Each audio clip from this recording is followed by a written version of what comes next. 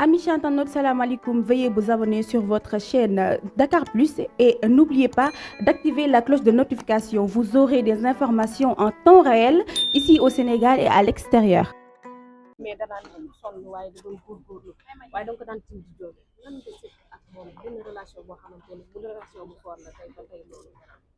moi Gaston nekkatul ni que ay relation wu liggéey moom moo ñu boole il était devenu un père un conseiller pour moi sama carrière dafa am lu bari lu mu ci joué man contrat bi ma njëkk a signé jóge RTS dem Sen TV kër Gaston Mbengue laa ko signé bi ma jotee contrat bi moom laa ko yóbbul mu càmbar ko xool ko ni ma baax na donc lépp lu may def ci àdduna dama ko ci tàggu mu wax ma conseil wax ma lu may def ma soog ko def donc kooku demoon nañu ba man ak moom c'était pas des relations de travail sama doom bi nga xam ne mooy Khadija moom pratiquement Gaston mooy parrain am donc ay njabootam lu ci xew damay teew ñoo doon bokk di lekk bi mu feebaree dañ doon bokk toog di lekkandoo man ak moom c'était pour l'encourager à manger parce qu'il n'avait plus d'appétit mais bu ma ñëwee toog day góorgóorlu di jéem a lekk manaa ko père lekkal nañu lekk man ak yow ñëw naa sa benn jour mu may wan ni tane na téye sama loxo di ko vibrer pour wan ma ne non actuellement ni dellu si naa donc il voulait pas que nit di xam ne mi ngi souffrir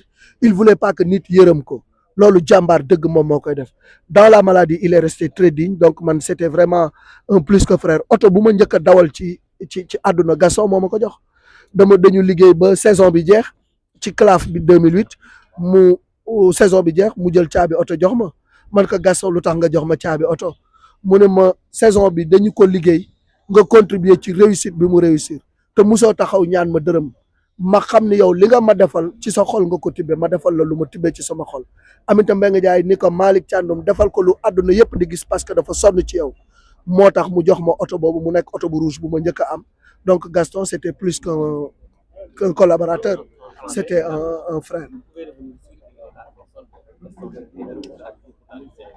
Ben écoutez, Gaston est un monument. Aujourd'hui, c'est un monument qui s'effondre. Il a beaucoup contribué à l'épanouissement et à l'essor de la lutte sénégalaise. Et aujourd'hui, beaucoup de champions qui se font une place au soleil ont été tout simplement aidés par Gaston Production. Gaston est une usine de fabrique de champions. Parce qu'aujourd'hui, tous ceux qui détiennent les rênes de la lutte sont passés par le CLAF ou bien ont été tout simplement propulsés par Gaston au devant de la scène. Je veux nommer Yekini, je veux nommer Tyson, je veux nommer Bombardier, je veux nommer Modulo, Balagaï 2, qu'il a beaucoup accompagné, Boignan, voilà, Eumeu, entre autres. Donc la liste est loin d'être exhaustive. Beaucoup de lutteurs aujourd'hui ont réussi grâce au conseil et à l'apport de Gaston. Parce qu'il n'était pas qu'un simple promoteur. Par exemple, je vous donne l'exemple de Balagaï 2.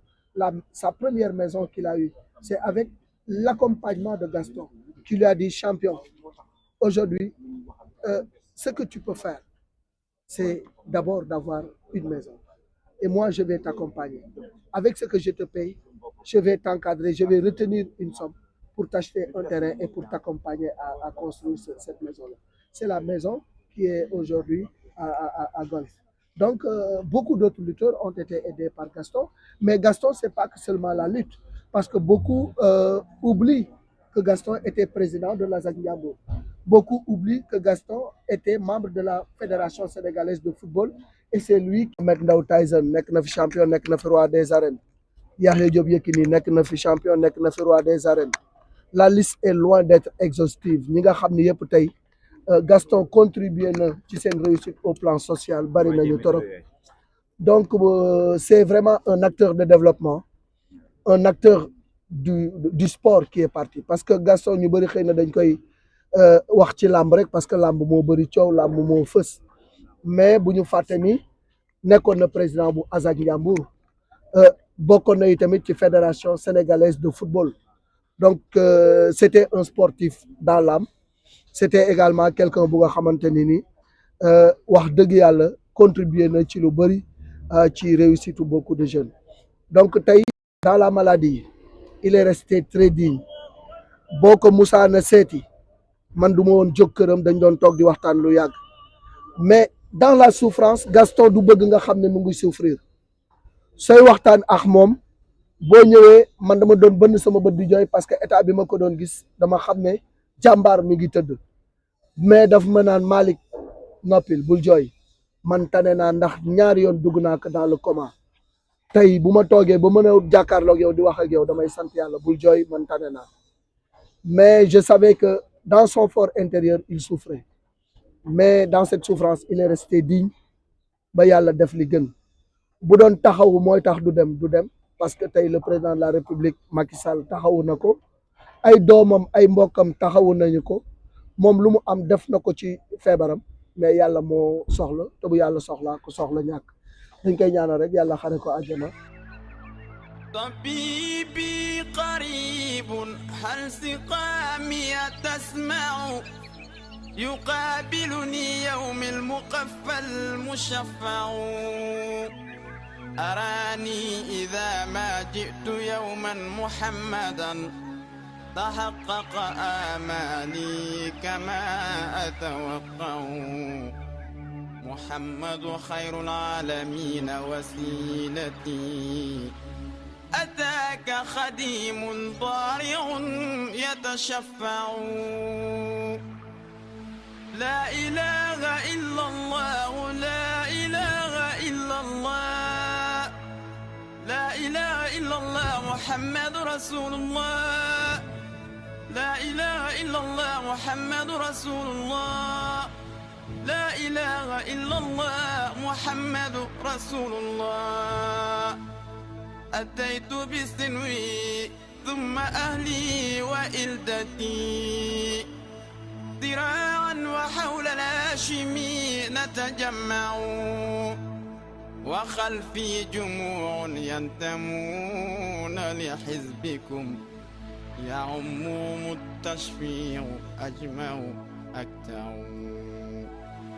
أيا نفس أدركت الأماني فهذه مرابع خير الناس والنور يسطع فألقت عصاها واستقرت بها النوى ونلت المنى ما بال عينك تدمع لا إله إلا الله لا إله إلا الله لا إله إلا الله محمد رسول الله لا إله إلا الله محمد رسول الله لا إله إلا الله محمد رسول الله وما بال هذا الشوق والشمل جامع وذا الحبل موصول فما الوصل يمنع. Amis internautes, salam alaikum. Veuillez vous abonner sur votre chaîne Dakar Plus et n'oubliez pas d'activer la cloche de notification. Vous aurez des informations en temps réel